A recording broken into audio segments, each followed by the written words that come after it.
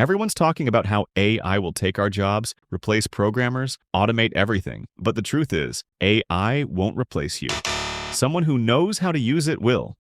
Every few decades, technology shifts the ground beneath us. The printing press, the internet, the smartphone. Each time, people said the same thing. This will destroy jobs. And every time, it didn't destroy jobs. It destroyed comfort zones. The real threat isn't AI. It's staying the same while the world moves forward.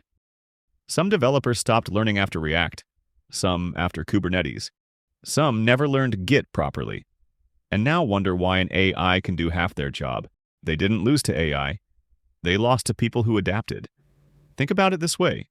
You wouldn't want to go to a doctor who graduated 25 years ago and never updated their methods.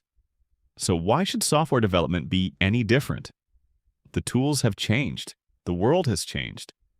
But some developers are still coding like it's 2010. Learning how to use AI is becoming the new literacy, not because it replaces thinking, but because it amplifies it.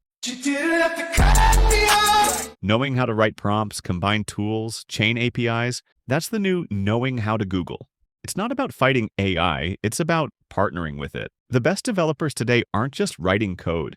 They're learning how to think with machines, how to use AI to test ideas faster, how to stay one step ahead of automation.